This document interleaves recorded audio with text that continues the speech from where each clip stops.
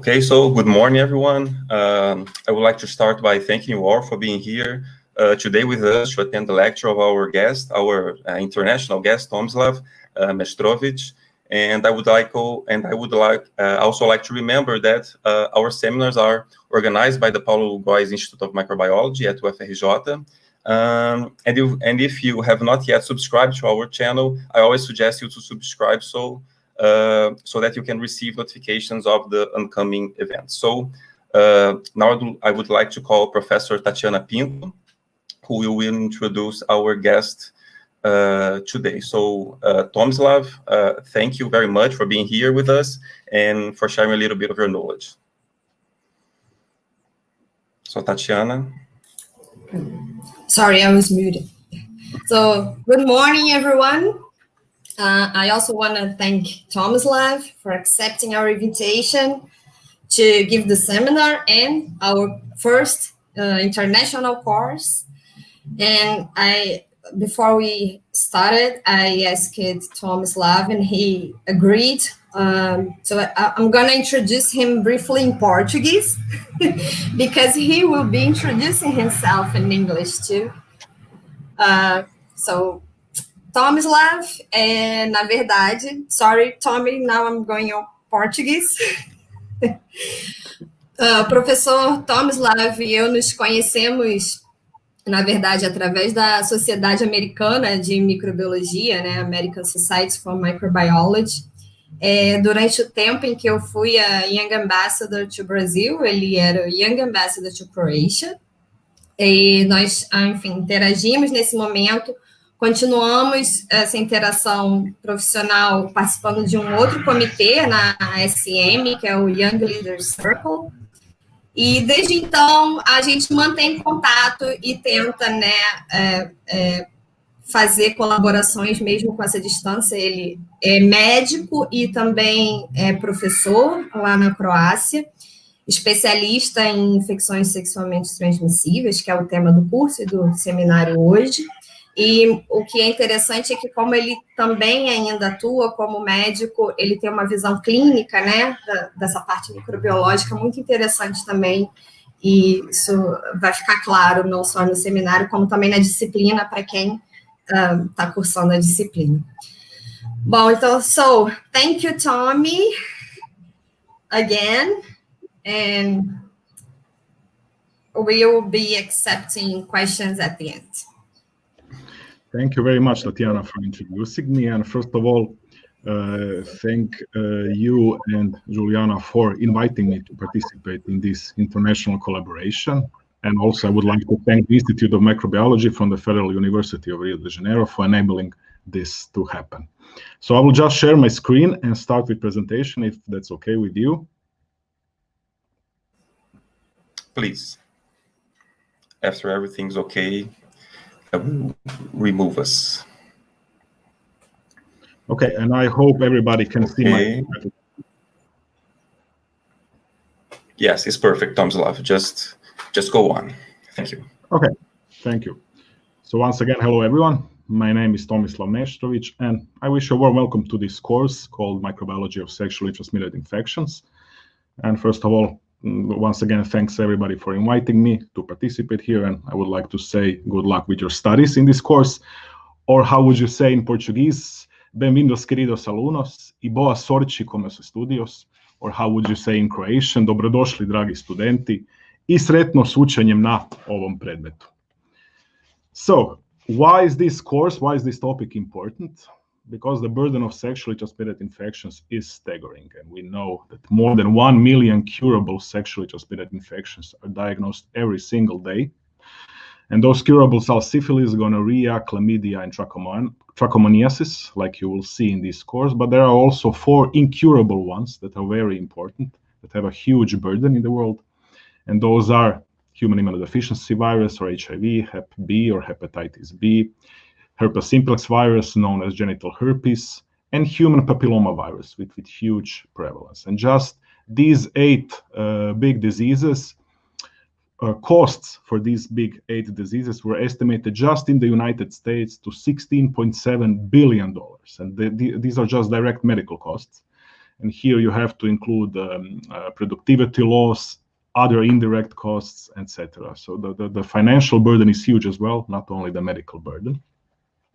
And if we consider some more staggering numbers, you may be surprised that 500 million people in this world are living with herpes simplex virus or herpes infection. Estimated 300 million people live with human papillomavirus infection, which is the primary cause of cervical cancer. And 240 million people are living with hepatitis B in the world. And we can add to that new numbers for HIV, and we have per year 2 million cases of HIV and approximately 1 million deaths. And you can only see and imagine how big of the burden of the disease are from the sexually transmitted infections. Therefore, knowing the microbiology, the fundamental microbiology and diagnostic efforts to tackle this question of sexually transmitted infections is crucial in the modern world. And during this course, you will see the trends are even on the rise for many of those infections. And we will also touch on the epidemiology. Sometimes sexually transmitted infections are referred to as STDs or sexually transmitted diseases, but there is a big difference. So we call something a disease when you have apparent clinical symptoms. And infection is when you only have the multiplication of the pathogen, which can be asymptomatic. And that's a crucial difference because many of sexually transmitted agents don't produce any symptoms, cause asymptomatic infections. So this difference is crucial. And for this introductory lecture, and since I will be teaching this course with the help of Tatiana and Juliana, it's only right for you to know something about my academic path. So I finished School of Medicine at the University of Zagreb in 2007 and became a medical doctor. And even during my studies, I was interested in everything that was observable by a microscope, so pathology, histology, and of course, microbiology. So it was only a natural course of my career to choose something in that direction. And it was ideal to choose clinical microbiology because it's something that blends fundamental sciences with clinical approach. And during my specialty training, I even started with a PhD in biomedicine and health sciences, also at the University of Zagreb. And there I already tackled some fundamental question of in vitro efficacy of Chlamydia trachomatis against some of the commonly prescribed antibiotics against this pathogen. But also I wanted to refine my public health approach to sexually transmitted infections, but also other infection issues. And I went to London School of Hygiene and Tropical Medicine and got my Master of Science in Public Health degree in 2018. So I already mentioned my specialty training in clinical microbiology, which is in Croatia a 4-year residency program. Now it even lasts for 5 years because it's mandated by the European Union. And I passed my specialist exam in 2013. And in the recent years, I also went for additional specialist training at Harvard University, and I pursued Global Clinical Scholars Research Training Program. And there I even had a capstone project that was addressing how to tackle some rising issues in antimicrobial resistance with some novel pharmacological strategies. And I had a project about urinary pathogen, which is quite close to genital pathogens, which we'll be discussing during this course. And just at the beginning of this year, prior to the whole havoc that pandemic brought, I traveled to Prague to take a specialist exam in sexual medicine. This is something I could take because of my multidisciplinary approach, because I closely work with patients and not only in the laboratory. I don't do only diagnostics in the laboratory regarding sexually transmitted diseases, but I also have intensive patient work.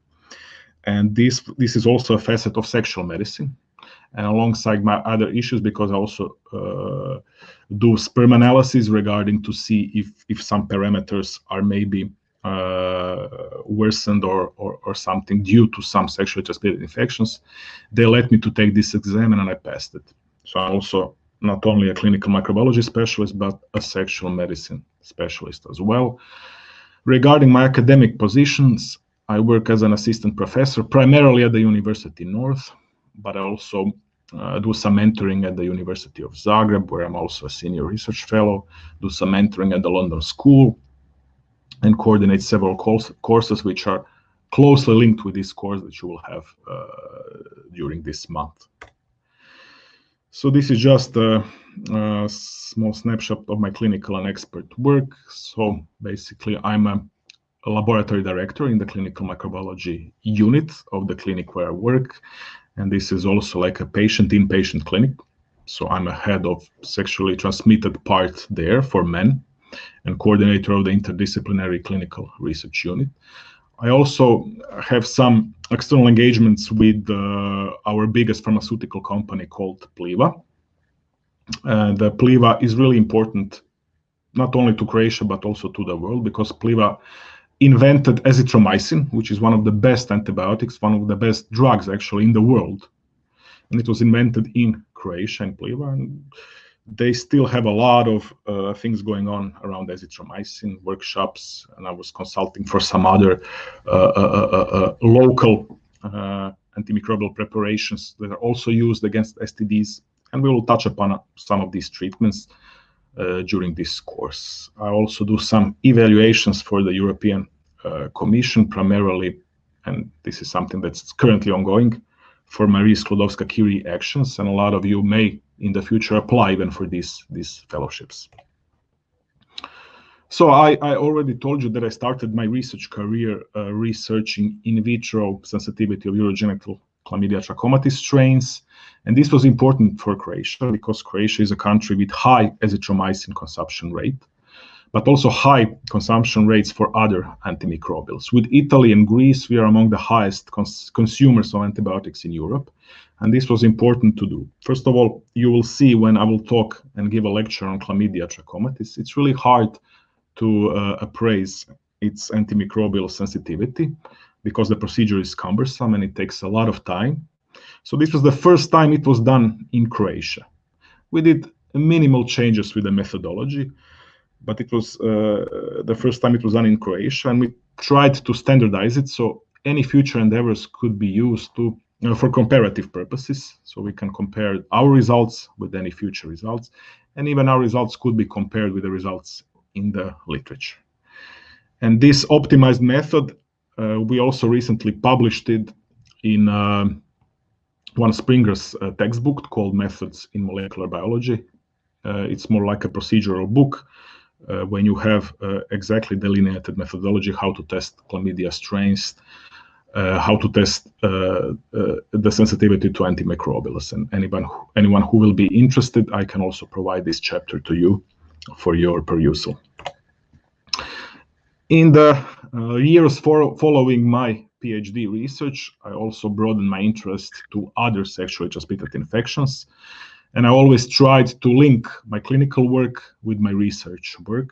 And basically that's something good if you consider how much insights you can get from such endeavors. So primarily I concentrated in, approximately 5 years ago, I concentrated on HPV in men and how prevalent is in men, how it's manifested in men. And the last 2 years, I was also interested in some studies regarding HIV prevalence. And I was a part of a big collaborative group, and we published a couple of months ago an article in Lancet where we checked global, regional, and national incidence, prevalence, and mortality of HIV, and I was responsible for analyzing trends in Croatia. I'm also interested in some other urogenital infections, and I will touch upon them also when I will talk during this course about some emerging STIs, emerging pathogens. And one of my pet peeves is Corynebacterium glucuronolithicum. It's, I would say, underappreciated bacterium, especially in male genital tract. It can be found in the end of the urethra or the distal part of the urethra, but there are some implications that it could be pathogenic and it could cause various symptoms. So I analyzed the impact of this bacterium on semen parameters in men, and I also saw that this bacterium can rise up after successful treatment of Chlamydia trachomatis infection in men. And I described this for the first time in the literature and called it uncloaking phenomenon. So after you successfully treat chlamydiasis, then Corynebacterium glucuronolithicum appears. And this is something that was also introduced in the first classification of clinical syndromes caused by this bacterium in males. This is also that I did with some of my collaborators, and this is innovation, something that could be tried for pathogens that develop antimicrobial resistance, and we know it's a growing problem. Some estimates are that antimicrobial resistance will be the leading problem in medicine in 2050, with many deaths and many morbidity. So we need new solutions.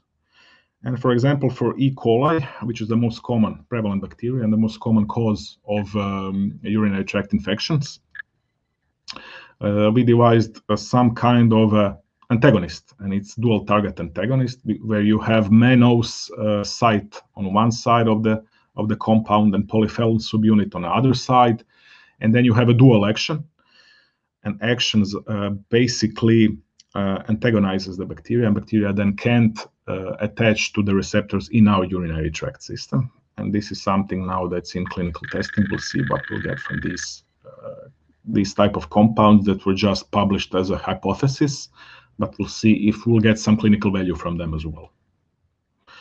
And alongside sexually transmitted infections, precisely antimicrobial resistance is something that's really close to me and that I also do research in.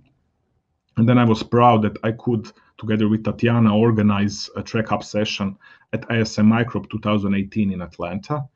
And the session was called The Global Scenario of Antimicrobial Resistance. Do developing and developed countries share the same threats? And Tatiana, of course, gave an excellent talk about streptococci. And also Professor Ghassan Matra was there. Professor Diana Vulov from Argentina was there. And it was really an interesting and well-acknowledged session at that ASM Microbe. And also act as an antibiotic action champion from of the British Society for Antimicrobial Chemotherapy. And this is something where I try to link my areas of expertise and interest in basically addressing the biggest threat that we are faced with today. I was also proud to be part of the first human microbiome project in Croatia. Basically, I was just a collaborator there, but I did some help with their work. And we basically aimed to compare the gut microbiota of people who had Crohn's disease and ulcerative colitis, so inflammatory bowel disease, and microbiota of people who are healthy, and to see maybe some patterns or potentially some biomarkers that could lead to early discovery of inflammatory bowel disease in certain patients. And during that time, I also did a rederivation of gut bacteria to human cells ratio. So oftentimes you will hear, maybe even during your studies, that we have 10 times more bacterial cells in our body than we have human or our own cells. But basically that number is a bit overestimated. So it's much closer to 1-to-1. So we have for every human cell, we have one bacterial cell. And newer rederivations show that it's close to 1.3-to-1. So for every human cell, we have 1.3 bacterial cells. But even that, it's really impressive to me. Even if we have as many bacterial cells as human cells, it's really impressive to be such a huge carrier of bacteria. And we will touch upon normal commensal bacteria in our body as a part of physiological flora during the second lecture you'll have during this course. And on my spare time, which is scarce in recent years, I try to do some science journalism and communication. So I'm a journalist for News Medical, which is one of the biggest health portals in Australia and UK. And there I also try to tackle these issues of STIs, but also some other topics. And this is something that I really enjoy doing. And that's basically, I don't consider it work. I would like to also mention Healthcare Information for All, or HIFA, which is a valuable organization. It has around 20,000 members, students, future and current researchers, policymakers that are interested in dispersing healthcare information. And basically their aim, their underlying goal is that every person in the world has access to healthcare information they need to protect their own health and the health of others. And it's a valuable goal. And it's basically a forum with discussions where you can participate, important for many relevant infections on the global scene, like malaria and tuberculosis, but also there is a lot of discussions on HIV and sexually transmitted infections. And for that, health literacy is crucial in the modern era, which is exactly evidenced by this COVID pandemic that we are currently in. And this is also in line with universal health coverage and sustainable development goals. But why I mention HIFA as something potentially interesting to you is that it also have a Portuguese part where you can participate and have discussions, maybe join as a country representative for Brazil. And supporting organizations are Pan American Health Organization and World Health Organization. And I invite you to check this out, because it may be of interest to you and maybe somewhere where you can participate, put forward your ideas, maybe even apply knowledge that you will learn during this course. And I think you may like it.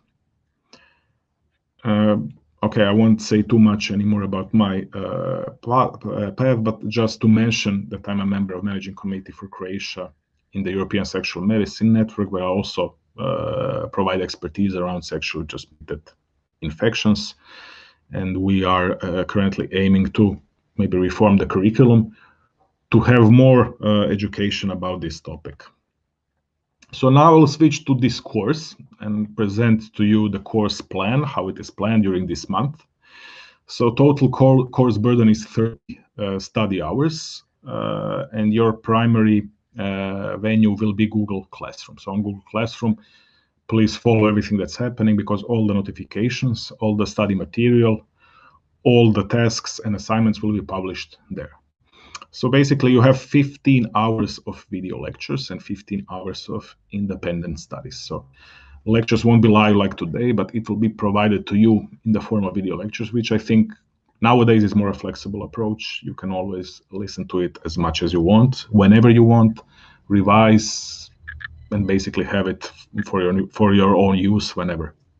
And the objective of this course is to provide you with the knowledge of all the relevant pathogens that cause sexually transmitted infections. I will try to concentrate on giving you some little more information about their molecular genetics, molecular epidemiology, genetics, pathogenesis, and also the emphasis will be on the diagnostic methods, because after all, this is a microbiology course, but we can't go through this course and not mention epidemiology and some basic things about clinical presentation and some basic things about treatment and the choice of drugs.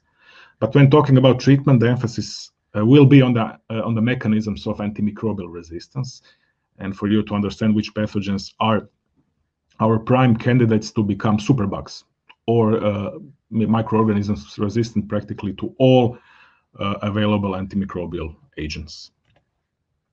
And these are the learning outcomes. They will also be specified in your syllabus, and they are specified in your syllabus. So basically, that's what I said, broad knowledge of relevant microorganisms, but some specific knowledge on each of them regarding their virulence factors, structure, growth, taxonomy, and molecular mechanisms. Also, to introduce with diagnostic methods, because as you will see, the diagnosis of many of those pathogens can differ, sometimes differ substantially.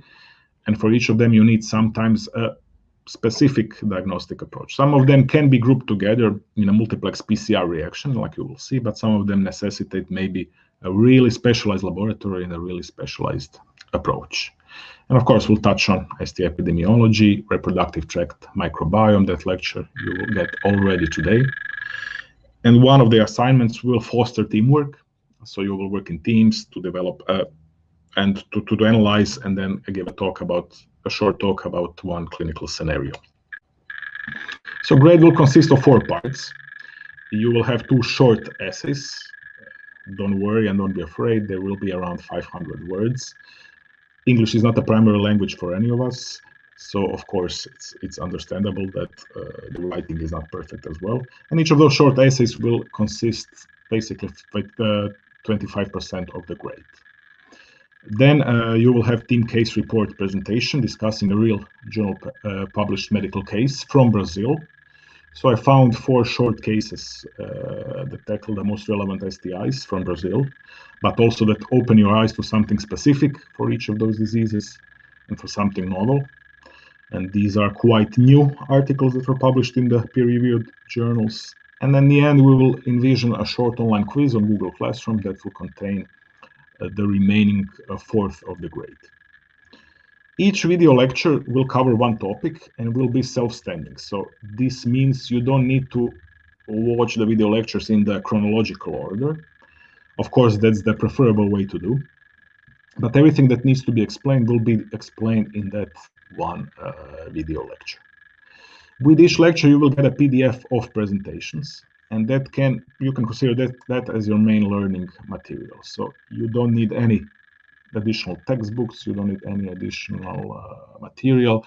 PDFs of presentations will be more than enough. Of course, with every presentation, with every video lecture and PDF, I will upload certain supplementary optional reading material that you can always refer to if you need to or want to broaden the things you want to acquire from this lecture or topic.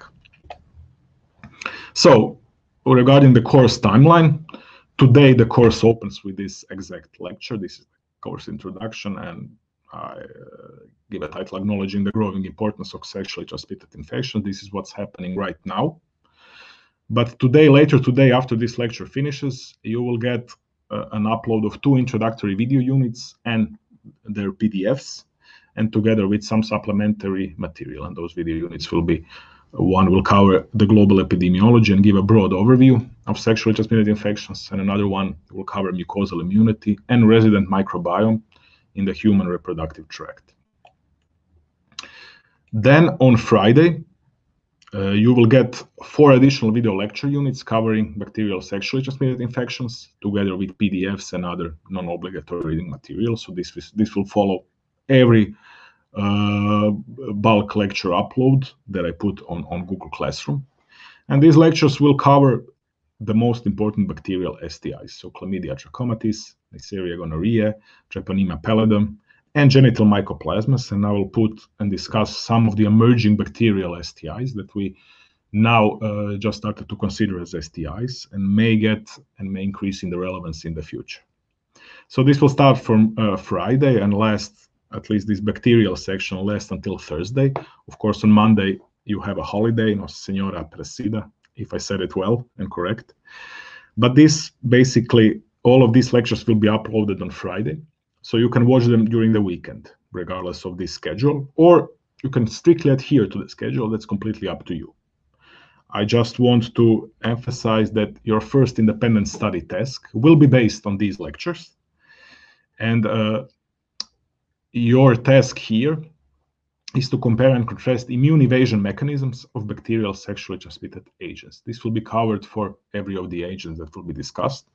And of course, you are more than welcome to additionally search and appraise the literature and include whatever you find in your short essay, approximately 500 words. I chose this length because that's the usual length of, for example, a letter to the editor in the journal. And I know sometimes it can be harder to be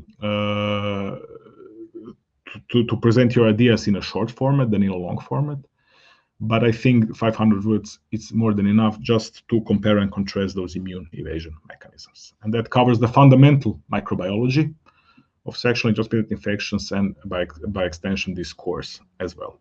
So assignment due for this first task is Sunday next week.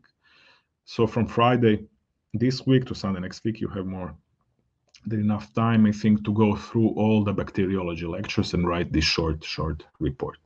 And the university, your university was kind enough to open me the email, so my official submission email is noted here, but it will also appear on the Google Classroom as well.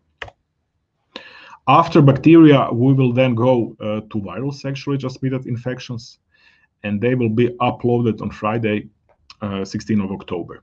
And you will basically have 3 video lectures and 3 accompanying PDFs. And of course, additional supplementary material that's non-obligatory. And here we will cover the biggest viral sexually transmitted infections, HIV or human immunodeficiency virus, HPV or human papillomavirus, and then genital herpes, viral hepatitis, and other viruses.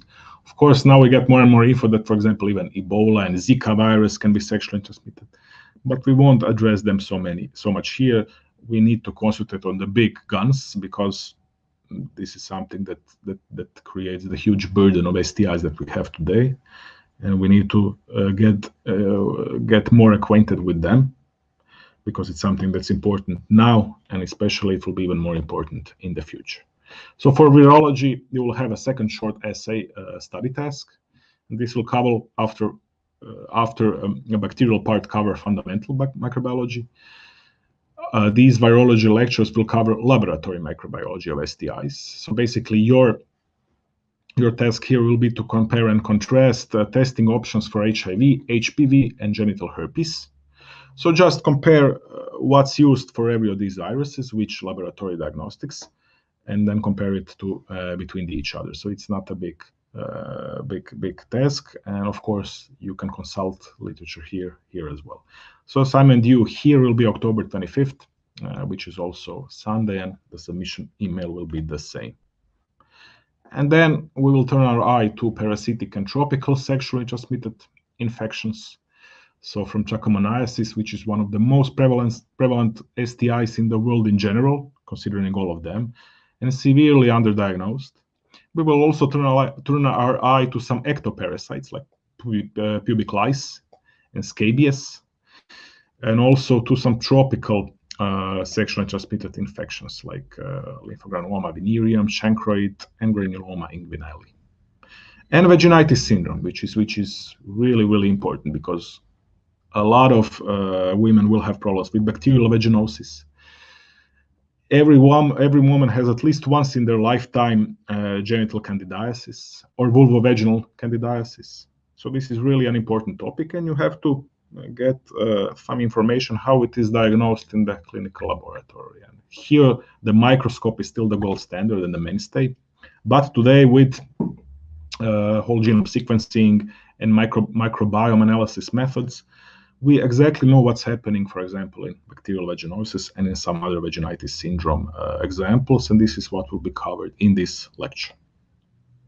And finally, we will end the course with a broad overview of topical treatment, vaccines, other parts of treatment, other modalities of treatment, emerging antimicrobial resistance, with some insights in genetics, and whether we can use probiotics, which means the so-called beneficial bacteria against sexually transmitted infections, whether locally or even systemically via oral route. And we'll see what the current state of research and the most recent studies say on that topic. For the third independent task, I will divide you in 4 small groups that will have 3 or 4 students. And each of the groups will read one of the very short open access case reports published in the peer-reviewed journal that tackles clinical presentation and or treatment of a certain STI in Brazilian patients. So the authors are from Brazil, the patients are from Brazil, and these are very, very interesting case reports, and I think we'll have a lot of fun tackling them on our last day. So this will also be a live seminar like today, held on Wednesday on 28th of October. And every group will present approximately 10 minutes their case report. And I think it will be interesting and highly interactive for all of us. So these are these case reports that I chosen. So for gonorrhea, we have a gonococcal endocarditis or inflammation of the inner part of the heart. And here you see the authors are from the University of Sao Paulo. Then we have a case, a rouleau mixed chancre in Brazilian pregnant woman. That's a combination of syphilis and chancroid. Really, really specific and highly unusual. And these authors are from Federal University of Espírito Santo. Then we have a case report about dysphonia as a sign of HPV laryngeal infection, which means practically changed voice due to HPV. And these authors are also from Federal University of Espírito Santo. And then finally, I found a case where the patient had a concurrent infection with genital herpes and human immunodeficiency virus, and he was treated with one immunomodulatory drug. And these authors were from the Federal University of Rio de Janeiro, so maybe you also know, but they are from the dermatology department. So what is asked from you here? So every presentation has to address the sexually transmitted infection that's in the topic. What are the clinical features of the disease? What are the diagnostic findings? How the treatment went, the follow-up, and what are the lessons learned from this case? So it shouldn't be longer than 10 slides, maximum 10 minutes. And assignment due is the last seminar. So you don't have to send me anything in front. Just on that day, you can send me your presentations, and then we will have live presentations and discussions during this type of seminar. And finally, we will have a short quiz at the Google Classroom. It will be in the multiple choice question format with one correct answer. Don't be afraid, it won't be anything too hard. And the exact date after course, the exact date will be made after course. So we will discuss even the date in our Google Classroom, or of course in agreement with the Federal University of Rio de Janeiro. So these will be the 4 parts of your grade: 2 short seminars, 1 joint team work with case presentation, and 1 short quiz in multiple choice question format. If you have any questions about the course, about the content, if you need additional consultation, anything, you can always contact me at this email address. I will now check it every day. It will be open constantly. So whenever you have a question, just send it. If you want a student representative, so somebody to represent you, send me questions on behalf of everybody, of course, you're free to choose her or him among the group, and then he can be responsible for communicating with me. But don't be afraid, anybody can send me a question, anybody can ask me anything, and I will always be on your disposal for everything that you need from me. So I will just now say some facts about Croatia. We are quite a small country in the southeastern Europe. We have approximately 4 million people. When compared to Brazil, that has more than 200 million people, we are really, really small. And we are the most recent addition to the European Union. So we entered the Union in 2013. Still didn't get euro as a currency, but it's on its way. In about 2 years, we'll probably have euro as well. The official language is Croatian. And we are among the oldest countries in the world. After Japan and some other countries, there is Croatia. So for example, we have around 30% of people younger than 29. Brazil has around 60% people younger than 29.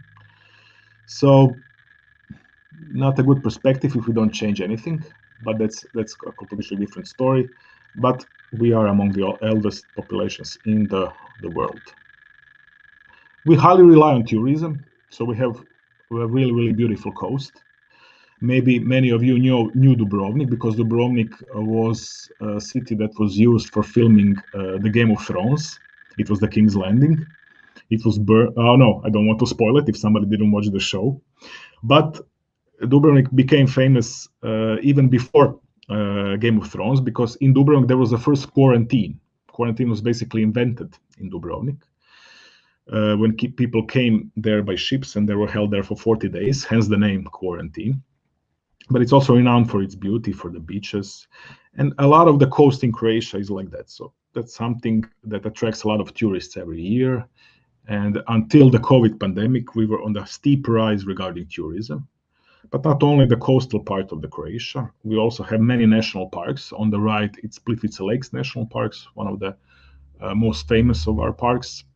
And also before the pandemic, a lot of people from Asian countries, from the States, came every year in flocks to see the Plitvice Lakes, because it's one of the most beautiful sites in the nature. So I just put a couple of more interesting details about Croatia. Basically, Nikola Tesla was born in Croatia, and of course everybody knows him. He enabled the creation of the first electromotor that runs with alternate current. The pen was invented in Croatia. It was invented by Edward Penkala, hence pen because of his surname, Penkala. And tie is a Croatian invention as well. So, for example, in 17th century, Croats made a custom to put a piece of textile around their neck as a detail of fashion, and that later became developed as a tie, which we also use pervasively in today's modern world. We also had some ancient discoveries. So in our other national park called Veliki Brijuni, there are more than 200 footprints from dinosaurs. So it was really a good habitat for them then. We have one of the Roman amphitheater, which is the best preserved in the world, with all 4 sides. And recently, they even put a tie around it, so to highlight like two of our highlights from the country, and it was really interesting then. And also, we have a lot of living fossils. For example, a very small lobsters that are survived example of species that died out long ago. So in the caves in Croatia, you can find really even remnants of the ancient life that is still alive. In sports, we also have a lot of successes. So our Olympic skier, Anica Kostelić, is basically the most successful Olympic skier ever regarding her medal count. Of course, soccer team, we know Brazil is the best, but you all remember probably that we were in the final of the World Cup in 2018, but also in 1919. Just to remind you, Croatia was previously part of Yugoslavia, a much bigger country. In 1919, Croatia, for the first time as an independent country, participated in the World Cup and basically finished 3rd, which was also a huge success then. And we also have a Wimbledon winner, Goran Ivanišević.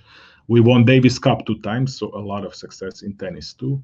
So in a lot of relevant and highly prominent sports, Croats are highly successful. For the number of people, and in such a small pool of people, I think we have quite a big number of inventors, famous sports people, and also for such a small country, we have quite a number of diverse and beautiful nature exhibits and nature in general. When talking about higher education system in Croatia, we have approximately 55 institutions of higher education attended by more than 157,000 students. We have 8 public universities. So I mentioned 2 that I'm affiliated with, University North and University of Zagreb, but we also have University of Split, Rijeka, Zadar, Pula, Osijek, and Dubrovnik. So 8 public universities, a couple of private more as well. And for example, University of Zagreb was founded in 1669, and it's the oldest continuously operating university in the whole Southeastern Europe. And for example, University of Zadar was not only the first university in Croatia, but among the first in Europe, founded in 1396, and was active for centuries. And then it was closed for some time, but now it's reopened since this century again. And also so a lot of heritage in Croatia as well. And Croatia is a part of Bologna process, which is a project of the European Union aimed to harmonize the systems of higher education throughout the Europe. And basically now in the European Union and Europe in general, you have 3 cycles of education: undergraduate, graduate, and postgraduate, which resembles the education in the Americas. And we have a system of transferable points, so system of transferable credits. So example, if you study in in one country in the European Union, you can transfer those points to another country and then continue your studies there. And that was how the free flow of students was envisioned, alongside free flow of working force, free flow of brains, and everything.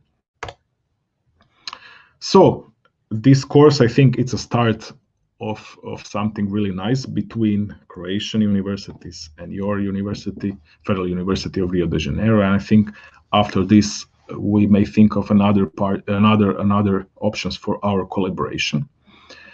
One of the immediate collaboration that I have in mind is, for example, at University North, I hold a highly similar course called Sexually Transmitted Diseases in Clinical Practice.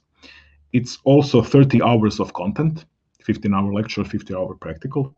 And I think we can compare your experiences with experiences of nursing students in that university, which could be really interesting, at least as a short report. So expect after the finish of this course, or really in the subsequent months, a survey regarding your experiences. And I'm sure Tatiana, Juliana, me, and everybody of you can be included in this small project.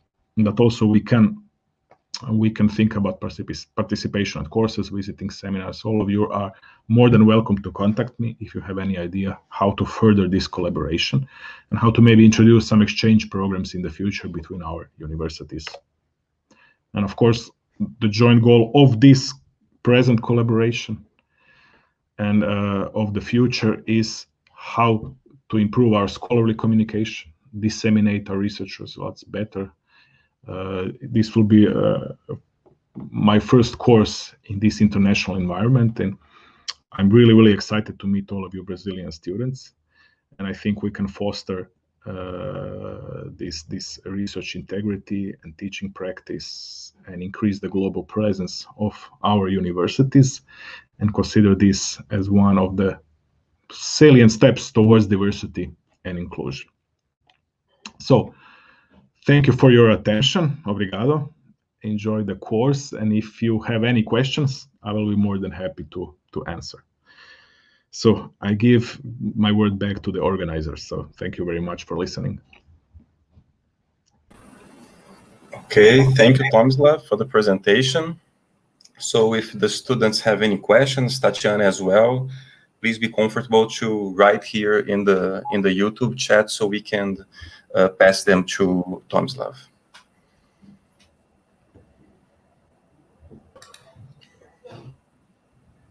I just want to thank Tommy again. And actually, I forgot to mention something when I was introducing him. And I remember while you were talking, because you said that Croatia is among the oldest, it's one of the countries with the oldest populations. And I want to say that we were young ambassadors. We are still young, although not ambassadors anymore. So I had it ready, but I forgot to mention in my introduction. Thank you. We're still young, although we are not ambassadors anymore. Okay? I agree. You are as young as you feel young. So yes. Thank you, Tommy. Great talk. Thank you. Well, I think the students are a bit shy, or they don't have questions. Yes. Don't be timid. Nobody bites. Yes. Okay, so Professor Juliana sent a question. So Juliana is question is, I was wondering if you can correlate the prevalence of STDs with the degree of education. Oh, so the studies show basically negative correlation in most of the studies, but trends are not so steadfast. So the level of education, if we compare for high school education or university education or even just elementary education, it depends on the country. So, for example, in the States, education is a high predictor of the prevalence and incidence of STDs. And people that are less fortunate to be educated have a much higher number of STDs. But then there you have some bias regarding racial bias and some other bias, because a lot of people that don't receive education like they should may belong to some other ethnic groups. In Croatia, there is not such a strict correlation between those two. And in some other European countries, you don't see such stark differences like you see in the US, for example. So I'm basically, regarding the data, I'm acquainted mostly with US and European data, and it will be interesting for me to see the Brazilian data and some the data from some other countries as well. Okay, so there's a question from Mateus. So let me try to translate it here. So I have a question for, oh no, it's in English. Okay, so I have a question for Professor Tomislav. What do you think are the biggest hurdles in developing a new drug to treat STD? Okay, so first of all, we already mentioned the rising antimicrobial resistance as the problem, and we need to develop a new drug. So STD, like you'll see during this course, is an umbrella term, and every bacteria can be different. So for example, chlamydia has to enter the cell like the virus and has an intracellular life. And it's really hard to develop drugs that can, for example, disrupt the life cycle of chlamydia inside the cell. But as you will see during the chlamydia, hardly ever develops antimicrobial resistance, and so far it's not a problem. On the other hand, gonorrhea is the first candidate to become a superbug, or resistant to all of the drugs we have available. And that is a problem. First of all, generally there is a problem of developing new drugs, because nowadays you highly depend on investments, even from the government and from various aids, because pharmaceutical companies are hesitant to invest in drugs that you will use only a couple of days or eventually weeks, and then the disease will be treated. They prefer to invest their funds into the drugs that are used for the entire life course, like cholesterol lowering agents or antihypertensives and stuff like that. So you need, first of all, you need a lot of motivation for the pharmaceutical companies to even start developing a new antimicrobial. And currently now, yeah, we rely, pharmaceutical companies just wait for aids, for some government support, and they don't have enough motivation to start pursuing these research questions on their own. So there are a couple of hurdles. First of all, financials. And this COVID pandemic won't make it better, unfortunately. But eventually we'll have to start investing more and more in drug development if we don't want to just be overcome with super resistant, for example, gonorrhea. So yeah, in short, financials is the first problem, and specific, sometimes even peculiar life cycles of certain sexually transmitted agents is also another problem and a hurdle. Okay, Tatiana, do you have a question for Tomislav? I think the students didn't send any more questions. Actually, it's more like it's curiosity, because I work with Streptococcus. Tommy already knows that, and it's not considered a sexually transmitted disease, but we actually have been isolating Streptococcus agalacti from semen.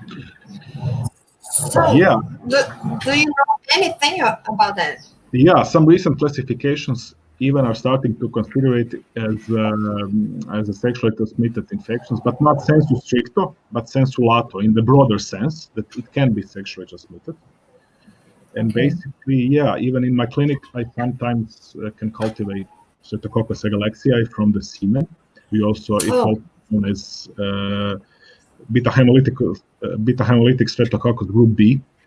Yes. And then you can have a high correlation with women, and you find the same pathogen or the same organism in cervical swabs, and basically the same strain. So yeah, some classifications even consider it as it can be in the broader sense, the sexually transmitted pathogen, and you can see it in the semen, and you can see it even in the urethral swab. That's what people consider as well. Okay. And could you tell me if these men from whom you isolate the group B Streptococcus, do they have any problems with infertility or any other fertility issues? So regarding symptoms, they usually don't have symptoms when they're affected with bacteria. But some studies show it can influence the fertility in the sense of not so much in the number of spermatozoids, but in the sense of their vitality. Okay. Or some morphological changes, but they don't decrease the number. And if they don't do that, then practically usually the fertility is preserved, because that's the most important parameter, how many spermatozoids you have per milliliter of semen. And you should have the official guidelines say from the World Health Organization that you should have more than 16 million per 1 milliliter of semen if you want to be considered as fertile. Okay, thank you, Tommy. No problem. Okay, so there's a question here from a student. So Deborah Costa, she asks, can we establish a relationship between vaginal dysbiosis and viral infection, like HPV, for instance? Okay, thank you so much. Already we have such wonderful and intriguing questions, and I'm really happy the students already liberated this a bit. So yeah, vaginal dysbiosis basically means the disrupted microbiome in the vagina, and it is practically linked to a higher rate of infection with HPV, but not only HPV, also HIV and some other viruses, and it can be a predictor of infection. So even if you have some other infection like chlamydiasis or infection with Chlamydia trachomatis or infection with Trichomonas vaginalis, the parasite, then you are also predisposed to more viral infections like HPV or HIV. And for example, just the presence of Trichomonas vaginalis in the vagina basically increases the risk of HIV acquisition twofold. And something similar is valid for dysbiosis in the vagina. It predisposes to HPV and other infections. And as you will see, something similar is now thought that it can be with penile microbiome or microbiome of the penis. And depending on the bacteria there and the conditions there, you either have a higher chance of infecting with HIV or HPV or lower chance of infecting. So commensal bacteria in the vagina and on the penis are really, really important in either preventing the infection with HPV or HIV and other viruses, or making you more amenable to that infection. Okay, so there's a question here from Agnes Figueiredo. So Professor Agnes, she was the last coordinator of our master and PhD program. So she's wishing you success in with your course. And she sends a question. It is impressive to me that one of the extraordinary characteristics of common to STD pathogens are their great ability to evade the immune system. Is that a coincidence? If not, why that happened? And she complements the question: is there a biological reason for that? Yeah, I think like with many other pathogens, it's just race of arms during the evolutionary period between our defense system and the bacterial virulence factors. And these pathogens just found their niche in the urogenital system, or they could exploit all of the factors they had to find their home there. And basically not so much different from other pathogens, like, for example, how Leishmania, the parasite Leishmania, evades the immune system in humans. Something similar happens with gonorrhea, for example, the constant change of antigens on the surface. So there are many parallels with other microorganisms, and I don't see something very specific for STDs that you can differentiate them from other pathogens. But they just found their niche there. Maybe the mucosal immunity there was something that permitted their growth there, or some other factor, and then further evolution and further race of arms between us and those pathogens enabled them to find a niche there as well. Because as you will see, a lot of those pathogens are highly specific for humans, and I think during the evolutionary period they refined their repertoire of virulence factors just to adapt to us as a perfect host. Okay, so let me bring Juliana back with us. Hi, Juliana. Hi. And I think Juliana has another question to Tomislav. Do you want to make it, Juliana? You wrote it here, but I think you could. Your microphone, your mic is off. Oh my God. Yeah, hi. Thank you. Thanks, Tomislav, for a great talk. Actually, I'm interested in pointing out something different from STDs. You mentioned about science diplomacy. So the first time I heard about it was last year in an event that was attending. How did you start working and working with that?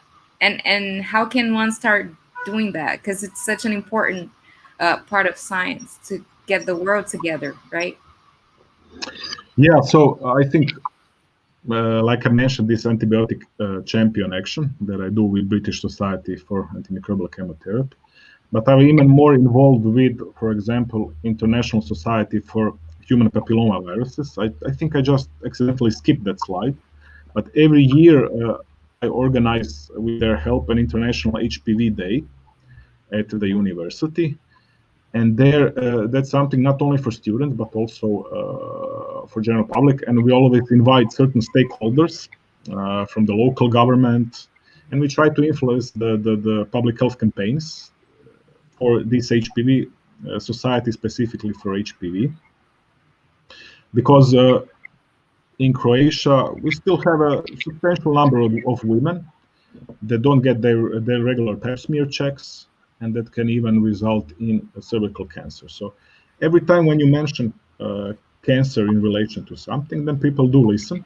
And I think HPV is a perfect example for that, and something even you can consider to get involved with International HPV Society. Their headquarters are in Geneva, but they can support you every year on the 4th of March.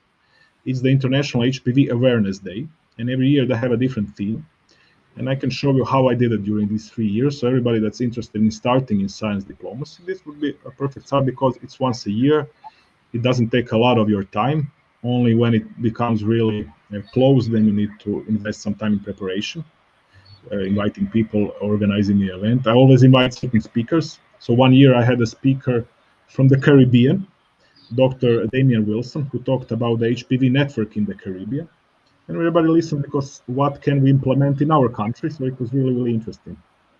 And then this year in March, which was practically the last in-person or contact event that I gave before everything started with COVID, I had some speakers from Slovenia, our neighboring countries, that told us how they envisioned the preventative approach to and link it with the clinical approach.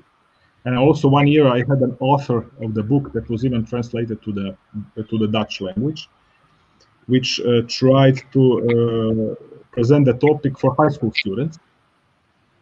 And yeah, you can invite guests with a broad perspective that cover a lot of fields, and that way you can make interest to a lot of parts of the society and all the important stakeholders. So something that's multidisciplinary would be a perfect start if you're interested in science diplomacy, and something that has a strong statement and a strong message. For me, the International HPV Society was exactly that. Great, thank you. No problem, thank you. Actually, I also wanted to mention that I was amazed, Juliana, that Tommy mentioned that he does these kinds of things in his spare time. He does. He's not 24 hours. Have a spare time. What can we do? Everybody has their own thing to vent. Maybe for me it's writing a news piece.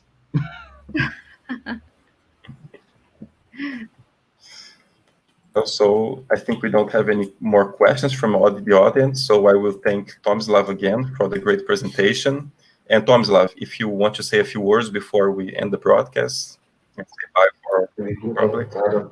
Yeah, first of all, I just want to thank for everybody who participated today, for all the beautiful questions. I think there will be much more to come during this month. And also, once again, for this opportunity and for inviting me to today and for the whole month to present this course. And I think everybody of us will have certain benefits from this international exposure and experience. Thanks again, and good luck to all, and enjoy it. That's the purpose of everything, I think. Thank you. Okay, so once more, thanks. I would like to thank our audience for being here with us to see Tommy's presentation. Thank Juliana and Tatiana for the initiative to make this international course, and say bye to everyone. And in the next days, I will send a few messages about the next webinar. So bye-bye, everyone. Thank you. Bye. Have a nice day. Thank you, Tommy, again. Bye-bye. Bye. And you guys don't need to run, okay? Let me